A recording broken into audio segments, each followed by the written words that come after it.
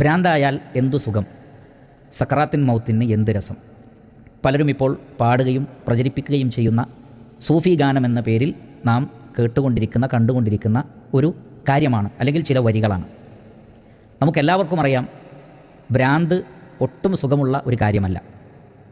ഇസ്ലാമിനെക്കുറിച്ച് പഠിച്ചവർക്കും അറിയാം, സക്രാത്തുൽ മൗത്ത് എന്ന് പറയുന്നത് വേദനാജനകമാണ്. നബി സല്ലല്ലാഹു അലൈഹി വസല്ലമ പറഞ്ഞത് ഇന്നലിൽ മൗത്തി സക്രാത്ത്, മരണത്തിന് വമ്പിച്ച വേദനയുണ്ട് എന്നാണ്. നബി സല്ലല്ലാഹു അലൈഹി വസല്ലമക്ക് പോലും അതിൽ കുറവ് ലഭിച്ചിട്ടില്ല എന്ന് നമ്മൾ മനസ്സിലാക്കണം. മാത്രമല്ല, റസൂലുള്ളാഹി സ്വല്ലല്ലാഹു അലൈഹി വസല്ലമയുടെ പ്രാർത്ഥനയിൽ ഭ്രാന്തിൽ നിന്ന് രക്ഷ തേടുന്നത് നമുക്ക് കാണാൻ സാധിക്കും. അല്ലാഹുമ്മ ഇന്നി അഊദു ബിക മിനൽ ജുനൂൻ. അള്ളാഹുവിൻ്റെ റസൂൽ ശരണം തേടിയ കാര്യങ്ങളിൽപ്പെട്ടതാണ് ഭ്രാന്ത്. അപ്പോൾ ഭ്രാന്ത് അത് മതമുള്ളവർക്കും ഇല്ലാത്തവർക്കും അറിയാം, ഭ്രാന്ത് എന്നുള്ളത് ഒരിക്കലും ഒരു സുഖമുള്ള കാര്യമല്ല. മരണത്തിന് തീർത്താൽ തീരാത്ത വേദനയുമുണ്ട്.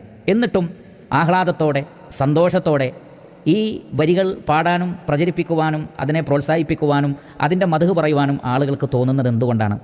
അത് പ്രവാചകൻ സല്ലല്ലാഹു അലൈഹി വസല്ലമ പഠിപ്പിച്ചിട്ടുണ്ട്. ഒരു കാലഘട്ടം വരും, അന്ന് അസത്യത്തെ സത്യമായും സത്യത്തെ അസത്യമായും ആളുകൾ കാണും. അതേപോലെ തന്നെ വിജ്ഞാനം, യുർഫഉൽ ഇൽമു, അറിവ് ഉയർത്തപ്പെടും.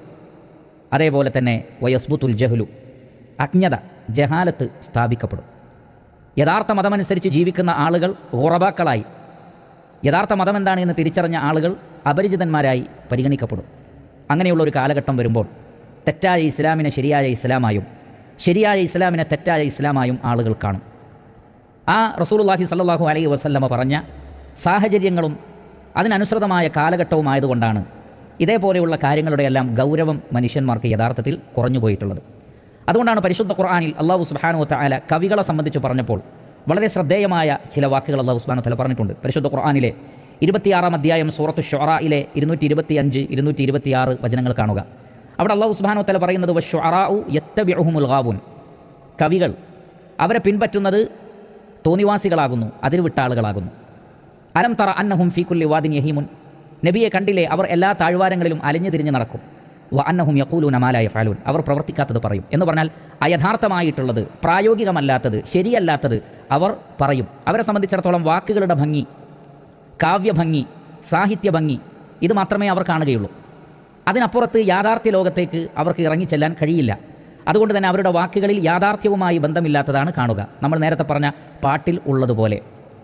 അതുകൊണ്ട് തന്നെ അത്തരത്തിലുള്ള കാര്യങ്ങളെ ഇസ്ലാം അംഗീകരിക്കുന്നില്ല. തമാശയിൽ പോലും കളവ് പറയാൻ പാടില്ല എന്നാണ് ഇസ്ലാം പഠിപ്പിക്കുന്നത്, റസൂലുള്ളാഹി സ്വല്ലല്ലാഹു അലൈഹി വസല്ലമ പഠിപ്പിച്ചിട്ടുള്ളത്.